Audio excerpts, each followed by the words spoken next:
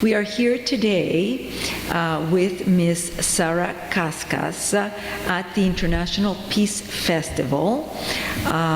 Ms. Kaskas is a producer, a film producer, and the producer of the film Beirut Dreams In Color, which has been awarded Best Film for the Middle East. The International Peace Festival awards 10 films with the Best Film Merit Film Award category per region of the world. There is additionally one film which is awarded the Film of the Year award.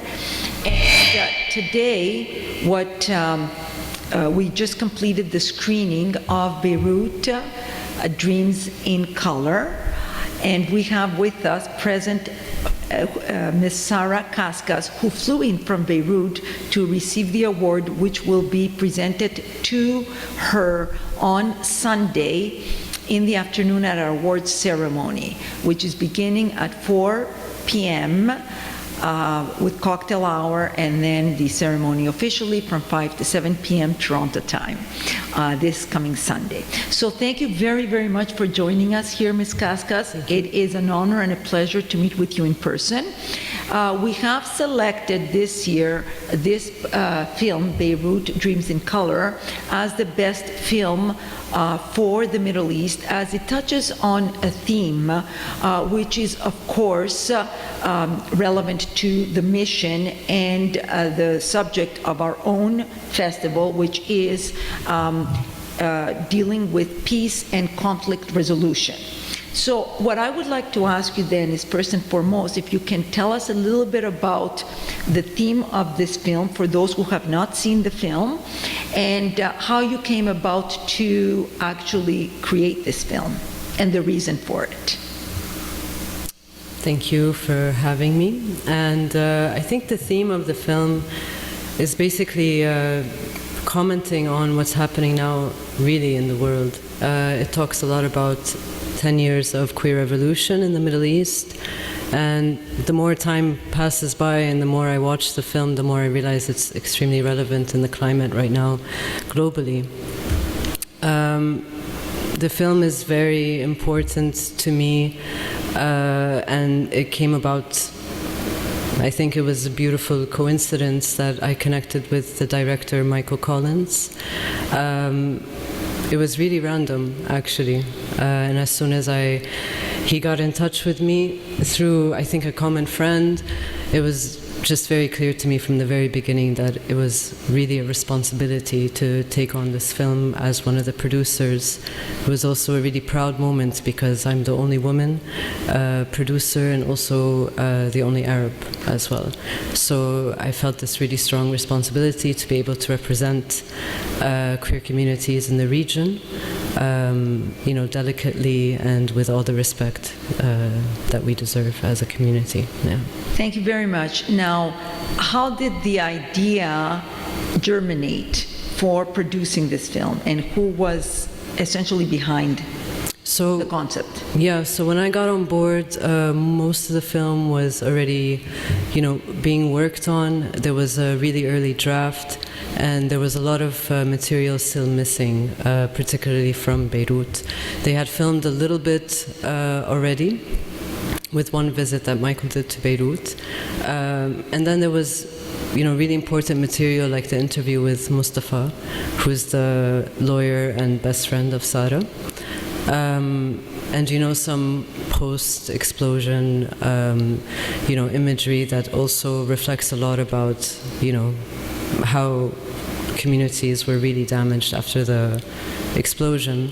So that was something that I was working on, interviewing Mustafa, reflecting on post-explosion damage, not only the obvious damage, but also the damage to the community, and staying, being able to stay true to that as well. In the film, I noted that of course it is essentially focusing on the gay community in Lebanon, but there was coverage about difficulties experienced in Egypt. So can you tell us a little bit about that? part of the film? I think it's really a commentary on the whole region. The thread of Mashra Laila kind of helped us, tell the trajectory of how things were this is a quote in the film, how it started snowballing. It was really, clear because of, canceling the concert in Lebanon and what happened in Egypt, which was a revolution on its own. And revolutions don't always have, happy endings, but it's still a revolution nonetheless.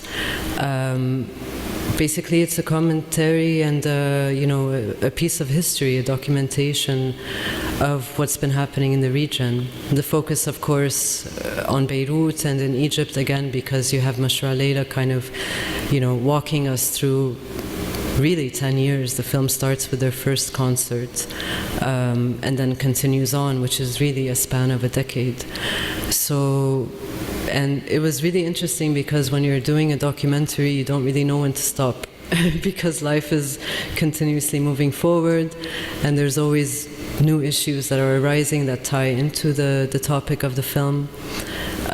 So it's really hard. I'm also a director myself and I focus a lot on documentaries, and there's always this challenge of when do you stop? I think it stopped in a really beautiful moment. Of course, when Michael was filming, I came on board after the explosion. So he was supposed to be done filming, and then the explosion happened. And then, there were a lot of missing pieces, and they all tie into the struggles of the queer community. So it was really a journey.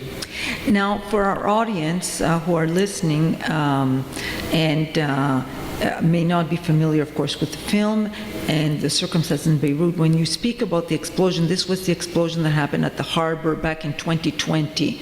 And if you can just explain a little bit of what, there was some material, and I'm not sure exactly how to describe that, but there was a major explosion which damaged an entire area of Beirut. And if you can just give us a little bit of information on that for the audience. Yeah, it was a nightmare, to say the least. It was 2,700 tons of ammonium nitrate that, there's a lot of cover-up theories of what happened, but the point is it really damaged the entire city and the entire country psychologically till now, and there's still the effects of it that ripple throughout. I don't think we'll ever recover from it. And if I remember from the film, the head of the community, the gay community in Beirut, was showing us the headquarters for the LBQ community, and was showing us how that whole area of the neighborhood, which really was the center for the gay community, had been blasted from the explosion. Yep. And that really the buildings had collapsed and really were not available now for the community, which was tremendous setback. So would you like to say anything on that part? Yeah, I think it's really well said in the film, and it's really like a bubble, like kind of like a micro city within the city, and that district in itself, was very safe. And the headquarters is there of Halim, which is a very large NGO based in Beirut that shelters and advocates and works very hard on trying to change legislation.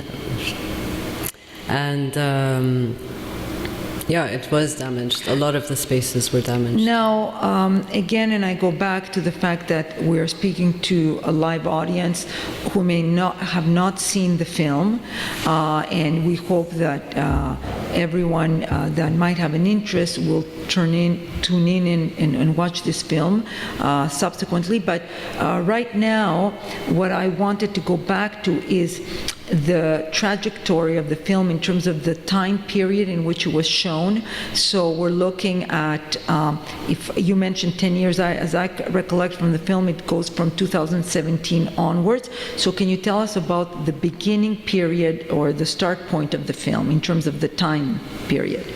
Yeah, it starts in 2010 with the first concert of Mashra Laila in the city of Byblos in Lebanon, and continues on from there. It really snowballed gradually, then suddenly. It's really interesting to see over the years how you have kind of waves of, support, public support by journalists, by activists, very vocal. In 2019, we had a major revolution in Lebanon where, feminists and queer communities were really at the forefront, which is, I think, the first time that we were seeing this so publicly. I think as it's been demonstrated over and over again through history, the more visible minority and vulnerable, groups are, the more afraid the mass is, and the more violent and oppressed they try to make these communities. And really, it was just like a few years, like one year after the other, of one blow after another. So, it started with the revolution. We were really, becoming very visible, very loud. And then, of course, the opposition was very difficult to, kind of stand up to, but we were. And, there were gatherings, there were common interests, allies forming, and then the explosion happened, and that kind of metaphorically blew away the momentum. And it just kind of, Right. So you mentioned about the concert, so I would like you to explain, because, North American audiences may not be, of course, familiar or aware of this group that was showcased in the film. Can you tell us the name of the group and the concerts? Because this is a gay musical group or band, and they're very famous in your region of the world, and how they began, openly concertizing and being openly gay, and how that played out in the Middle East. Well, the band is called Mashra Laila. The frontman, Hamid Sinno, is openly gay. And they were one of, I think, the only, Arab, they sing in Arabic, band that really broke through internationally, not only in the region. They, connected with a lot of diaspora all over the world, but also, seeped into other communities as well. The music is, this blend of, Arabic lyrics, but also a very familiar, style that reaches, international levels, but also the meanings behind the songs. They became more and more, politically active. They don't shy away from discussing everything that's, been a difficulty. They represent a lot. They use their fame, I think everyone can agree, in a very, the correct way, as a support, as a platform. And they went, they suffered for that. They went through a lot of difficulties because of that, and they continued. Little by little, they, as the film shows, they started getting banned. Even when they came to the US and did their tour, the audiences were really small and concentrated. And they actually announced their split last year, which is very sad, but they all went their different ways. Hamid says something really important in the film, like he's sick of having the same fights over and over again. Yeah, and it makes sense. It's kind of the same thing that we felt after the explosion. The momentum we had built in the revolution just started, dying down. And one of my favorite and most accurate that I relate to quotes from the film is when Tariq, the head of Halem, says it's hard to fight and grieve at the same time. I think this kind of summarizes, the situation right now. what's really important to mention is the situation right now that I mentioned is not only in the region, it's in the world. I think it's really easy to point fingers at the Middle East and say, these are, people that oppress and they're, kind of backwards and stuff like this, but you can see it now all over the world. It's a, global violence every day. So I think the film is growing to be a lot more really important, and educational, and I think it definitely promotes peace in a painful way, but it does.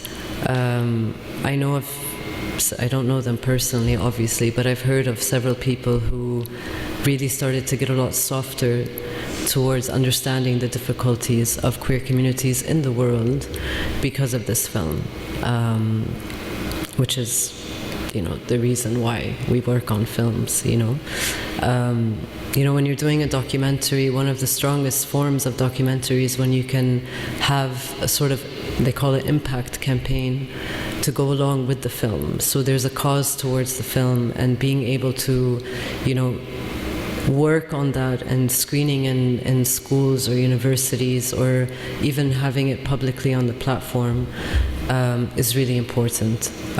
Just for those who don't know, this is a film commissioned by The Guardian, so it is publicly available on all their platforms, including YouTube. So also that's great because it's really available to the mass, which is important. Yeah. That's correct. Now, Ms. Kaskas, and you both the head of the group, the musical group, and also your other,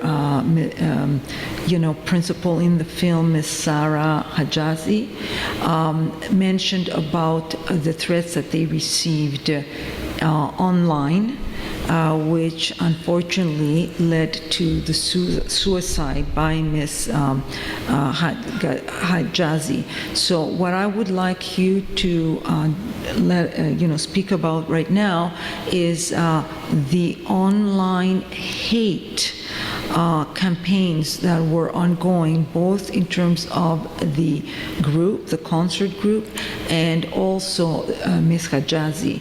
And if you can let the audience know a little bit of how this hate campaign began online with Ms. Hajazi, when it started, which I believe led also to her imprisonment following the concert. So if you can give us a little bit of a history on that. Well, I think online hate is really, just a really terrible way to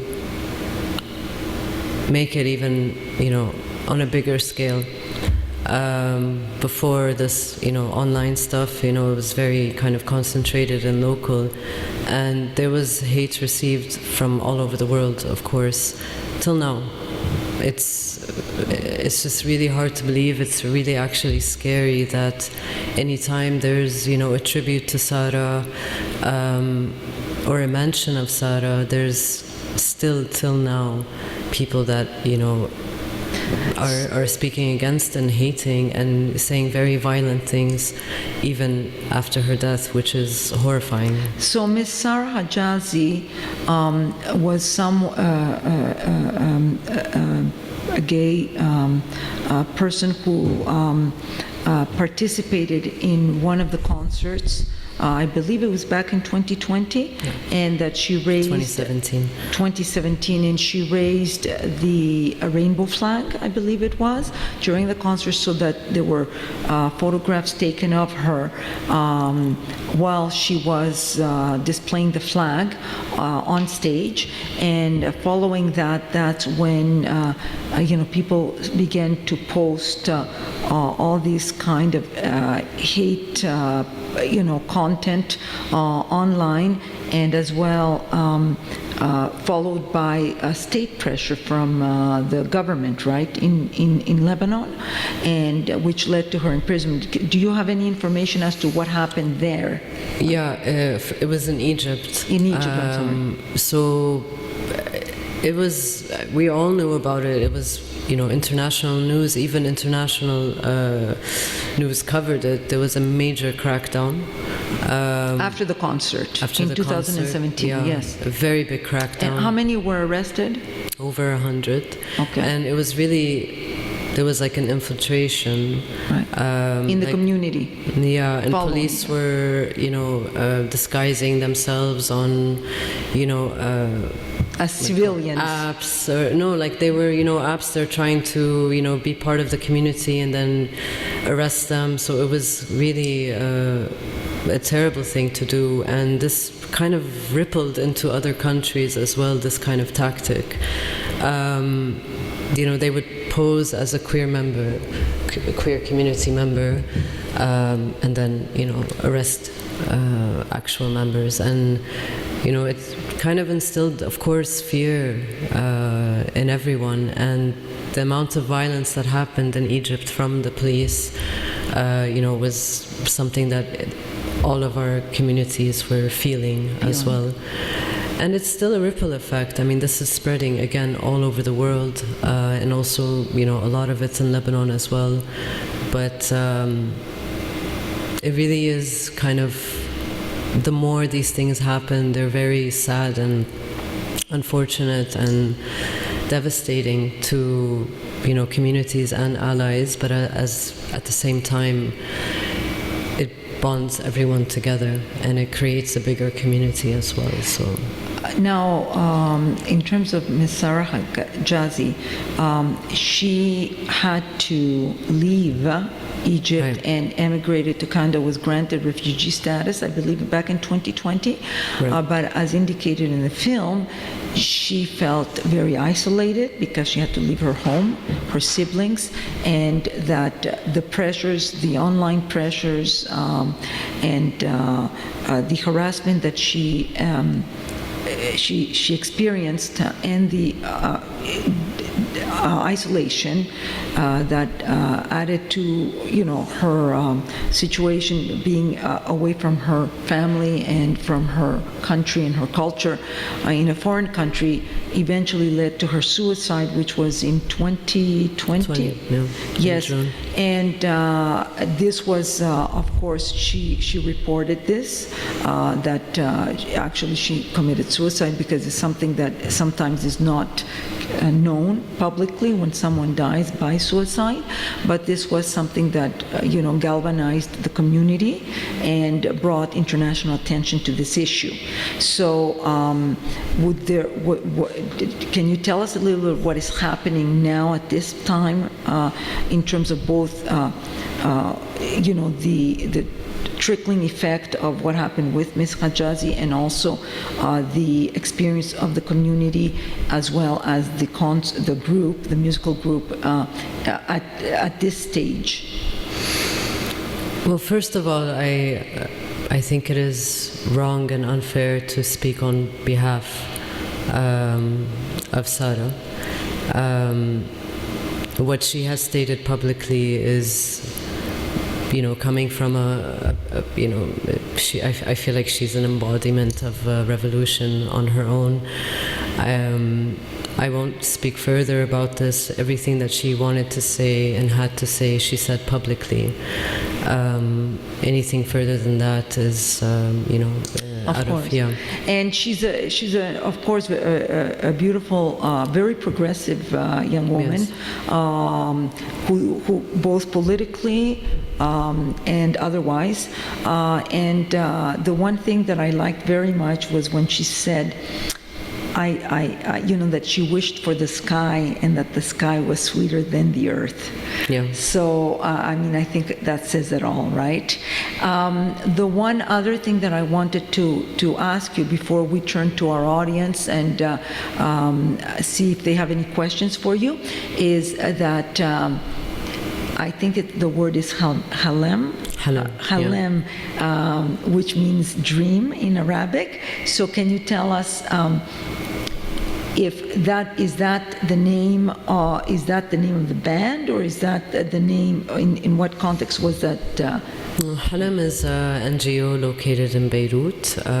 It advocates for queer rights and also, works on abolishing discriminative laws. They've been working really hard, and all their, the causes and the work they've done is also very public. Of course, there's a lot of backlash, but they are, for better or for worse, they are a support community, not only in Lebanon, but for the region. Yes. And we need that, for sure. Thank you. Now, Mr. Alejandro, if you would be kind enough, I'm going to turn to the audience. If we can focus on getting some of our members to ask Ms. Kaskas questions that might be relevant and of interest to them. So can we have the first person that would like to speak? You can grab the mic and then just introduce yourself. You don't have to give your names if you don't wish, but just if you'd like to ask the question, you can proceed. Hi, my name is Maya.